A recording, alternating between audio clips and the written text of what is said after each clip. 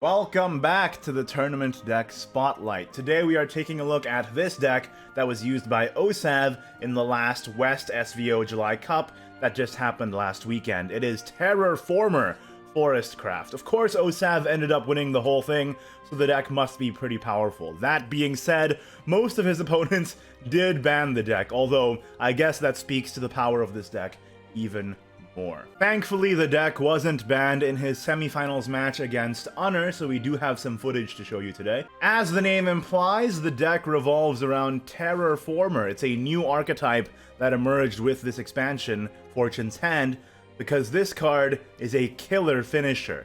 Fusion Forestcraft followers that originally cost 2 play points or more, whenever 2 or more cards are fused to this card at once, gain +2 attack and draw a card. So it can get pretty big pretty quickly. But what makes it such an amazing finisher is this effect here. If at least 2 cards are fused to this card, gain Storm, then if at least 4 cards are fused to this card, destroy an enemy follower. So it gains Storm, it can break through Ward, and then it goes face. And the deck is built around supporting that, so as you can see, most of the deck consists of 2-cost or higher forest cards, some of which even generate more 2-cost forest cards in the form of course, Greenwood Guardians, generated from Greenbrier Elf, Woodland Cleaver, Assault Jaguar, etc. You also have great draw and control tools to help you get to your Terraformer turn, such as Elf Queen of Abundant Life, allowing you to draw, and then you can clear the board. And of course, it also is fusion fodder for the Terraformer. You also have a couple other storm tools like Mallet Monkey and Elven Pikeman, which of course, again, double as fusion fodder if you need it.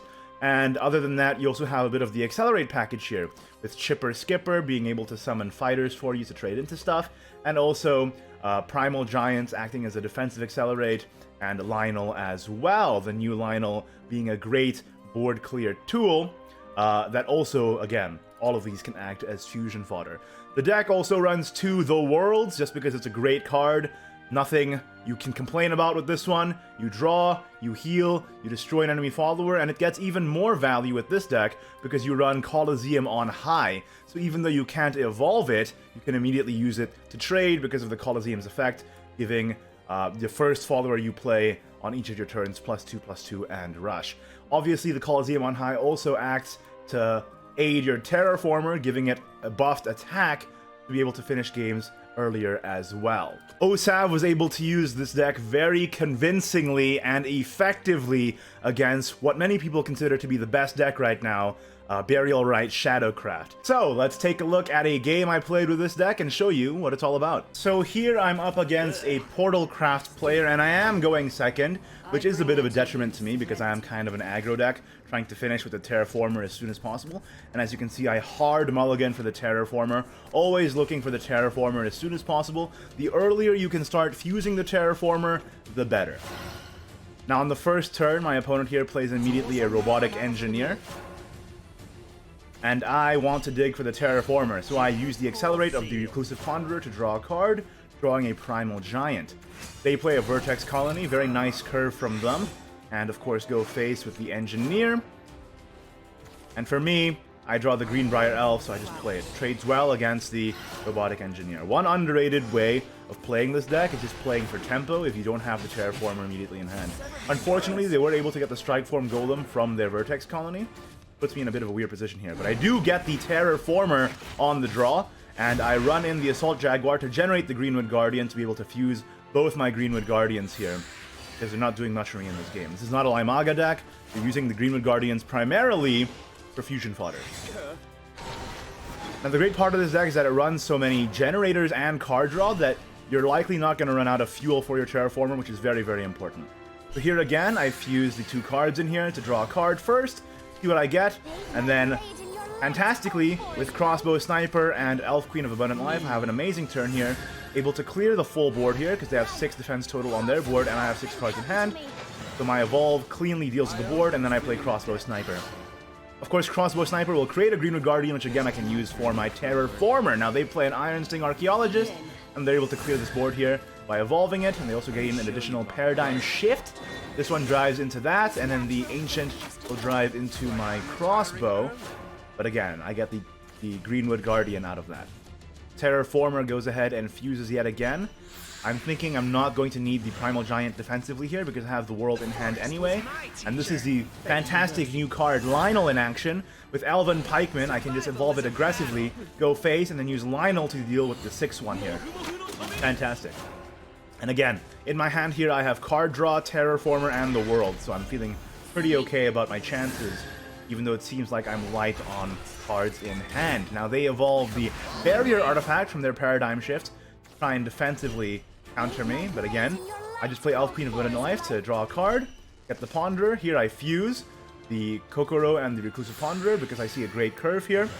I'm able to evolve this, and because I have 4 cards in hand and that's 4 defense, I'm able to clear this for free. Then the Mallet Monkey goes face, so continuing to go aggressive.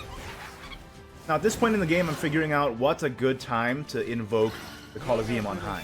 Of course, Colosseum on High gets invoked from your deck if you have 4 play points free when you end your turn. They're able to full clear here with Zelgenia and Awakened Ragna, which is quite good for them. Thankfully, I'm able to draw Greenbrier, which lets me generate Greenwood Guardian, which then I can fuse, of course. And then this is where I decide to pass. And this invokes the Colosseum on High. Now, the reason why I waited this long to invoke the Colosseum instead of on 4 is because I was wary against Artifact Portal. If I invoked it too early, they would be able to take advantage of it way better than me in the early game, and then I wouldn't be able to recover. Because remember, Colosseum on High buffs followers on both sides of the field. Now here they put up a board that's a little too strong for me to handle with just Terrorformer. So I just go ahead and play the Zelgenia, fuse yet again, and then I'm able to just play the Elf Queen here for a ward. Now, fantastically, I draw Resolve of the Fallen. Resolve of the Fallen is such a good tech card in this deck, especially if I'm going second here, because I've recovered... I've evolved 3 times, which means I will recover 3 play points when I play this, but it lets me get through an additional ward, for essentially 1 play point here. And one of the counters to Terrorformer, of course, because it can take down 1 ward, is to play many wards. So, fantastically, Resolve of the Fallen lets me counter that counter, as you will see here. So, of course I fuse the excess Terrorformer, which I don't need, and the Chipper Skipper to get myself into lethal damage. They're at 17, I have 18 attack. I use the Resolve of the Fallen to take out the Barrier. With the Colosseum on High, we buff the Kokoro with Rush, and the Terrorformer can take out the last ward and hit the face. So again, even though it might seem like many wards can counter Terrorformer, Terrorformer can counter them right back, and that is the game. And there you have it. That is OSaV's Terrorformer Forestcraft deck. Truly, it is a frightening deck to behold. That's it for this video. Like it if you did, don't if you didn't. Subscribe for more Shadowverse content in the very near future. And of course, thank you to my wonderful patrons. Really appreciate your support. See you all next time. Bye-bye.